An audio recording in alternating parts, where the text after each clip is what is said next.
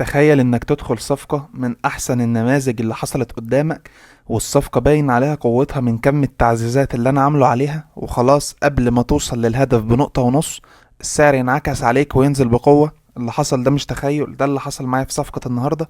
خلينا ندخل نوريك انا دخلت الصفقة دي ازاي. ده الباوند دولار فريم الدقيقة هنا في جلسة نيويورك. السعر نزل هنا عند اوردر بلوك على فريم الدقيقة، احترمه. واللي حصل معاك بريك اوف ستراكشر، وبعد كده السعر هنا كان سايب فير فاليو جاب، لمس الفير فاليو جاب وبعد كده صعد بقوة، وسايب سيولة هنا وسيولة هنا وسيولة تالتة هنا. تمام. فانا بالنسبة لي السعر ده اوردر بلوك فير فاليو جاب واحترمه، فير فاليو جاب كمان وبيحترمه هنا. فانا رحت داخل هنا الصفقة وقلت ستوب هيكون هنا، وهتارجت كل ده.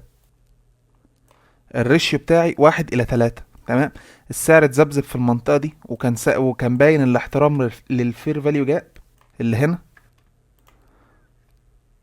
اللي انا حددته لك ده مكان دخول وتعزيزي للصفقات. بص الفير فاليو جاب واحترام السعر ليه، بعد كده صعد كسر هنا اهو. يعني الكسر يعني بص كسر هنا، بعد كده نزل من الفير فاليو جاب ده، والسعر بعد كده طار سحب السيولة دي واتذبذب عند فير فاليو جاب هنا على فريم ال5 دقايق. اوريهولك برضو. بص الجاب ده السعر احترمه، فضل يتذبذب عنده وبعد كده طار خلاص، وبقى نقطة ونص والسعر يلمس الهدف، ولكن السعر كله بينعكس عليا وبينزل بقوة وبيطلعني على الدخول. تتعلم من الحلقة ديت ايه؟ تتعلم ان انت ما تطمعش في دخول الصفقات. معاك عمر من اي سي تي عربي. يا ريت تبقى تعمل لايك وسبسكرايب للقناة، ولو عندك اي استفسار يا ريت تبقى تسيبه تحت، وما تنساش تتفرج على كورس اي سي تي بالعربي. مع السلامة.